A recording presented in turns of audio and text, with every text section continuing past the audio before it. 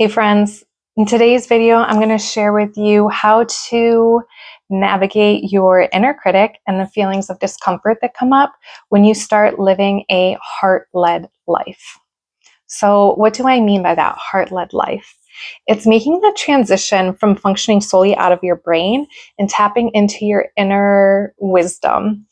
Your inner wisdom that actually lives in your heart and in your gut by your intuition.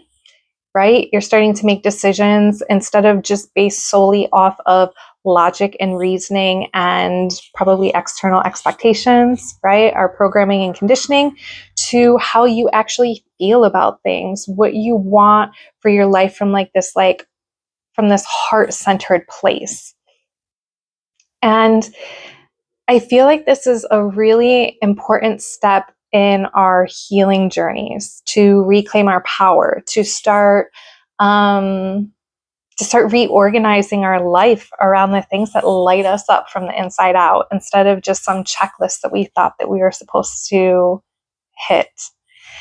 And for years, I had been getting the message from intuition, from spirit, from all sorts of places to get out of my head and into my heart.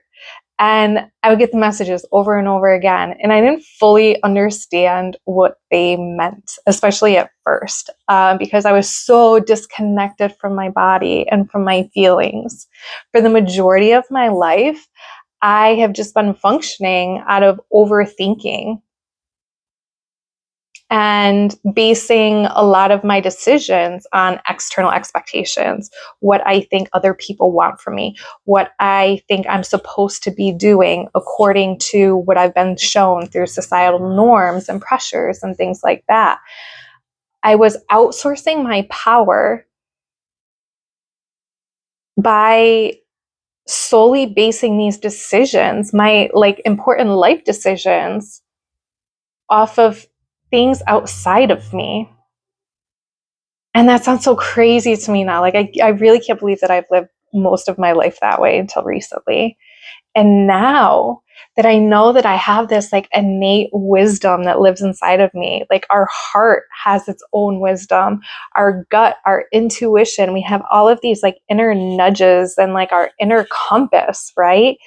That there's a whole nother way to actually lead your life in a way that will bring you so much more fulfillment and so much more peace when we have the courage to do so, because it's going to feel wildly uncomfortable at first, making that transition. And honestly, what I've run into is feeling like I'm losing my mind.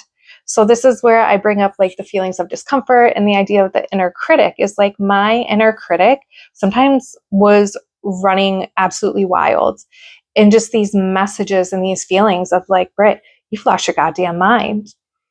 Britt, what are you doing? Right? These little parts of me that were afraid of making that transition, of leading my life so differently than anything I'd ever known, anything I'd ever thought was possible, actually.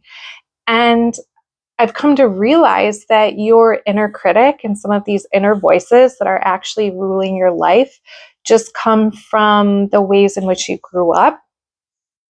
A lot of times I realized that I was actually battling my inner critic and wasting a lot of energy getting into the ring with her, because I was so resistant to it, because my inner critic sounded so much like my parents. They would very much say things like, have you lost your mind, with the way that I'm living and leading my life now. So it's I would get into these mental battles almost with these parts of myself, not realizing what I was doing and trying to prove them wrong, ridiculously enough. So what we can do instead of stepping into that ring, instead of wasting our time and our energy and our resources kind of battling the old, is we can start to reparent those small parts of us that are just afraid, essentially, right? They're afraid of making that transition. They're afraid of doing things differently.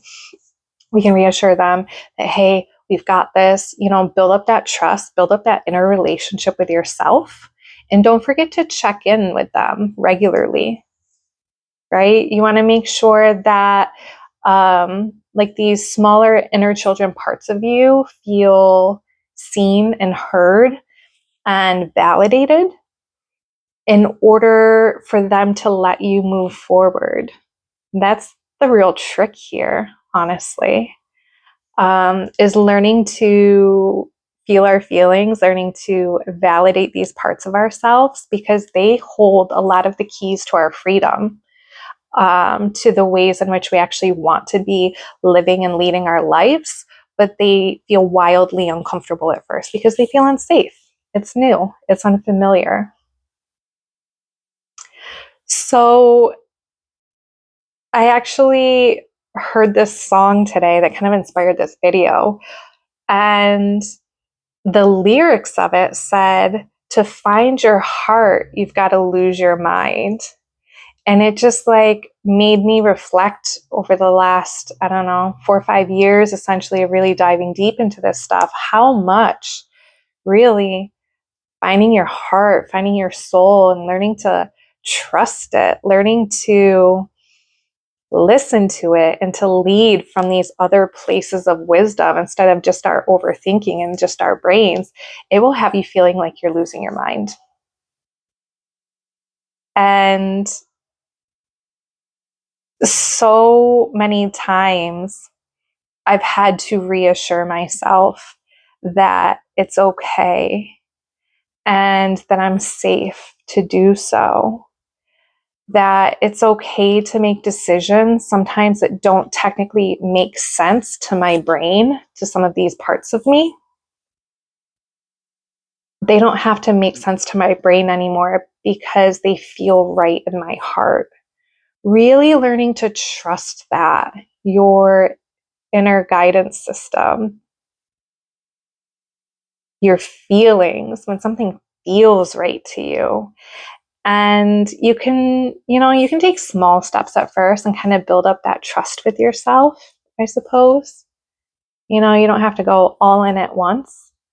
You want to kind of build that inner relationship and kind of like relearn your body, relearn these systems, how to tune into your feelings and how to let that be your GPS, like driving you forward, right? That's how intuition works. That's how the universe, God, source talks to you, is from these deeper, quieter, intuitive places that actually live within us, not just our brains, not just what makes sense. And then you want to learn to like balance those systems out, right? Because it can't be all one way or the other. It's really about finding that brain heart coherence and learning to kind of consider both systems when you're making big life choices anyways, finding that balance where you're making informed decisions from the right places. So I feel like there was something else that I wanted to say, and now I'm drawing a blank. But I'm sure I'll make more videos on brain heart coherence and learning to tap into your inner wisdom. Yeah, it's escaped me. That's okay. So yeah, start learning to trust your heart. Start allowing yourself to lose your mind and see what happens. There's so many other ways of leading our lives, of finding more inner fulfillment once you start allowing yourself to explore these things, once you start allowing yourself to live a life that feels good to you, not just one that like technically looks good on paper. So I hope that this helps. I hope it gave you some perspective, and I hope you find the courage to start exploring listening to your heart, start tapping into your other wisdom centers moving forward. That's how you're going to start really like getting into more alignment and leading that soul-led life that feels good to you. Until the next one, have a good day.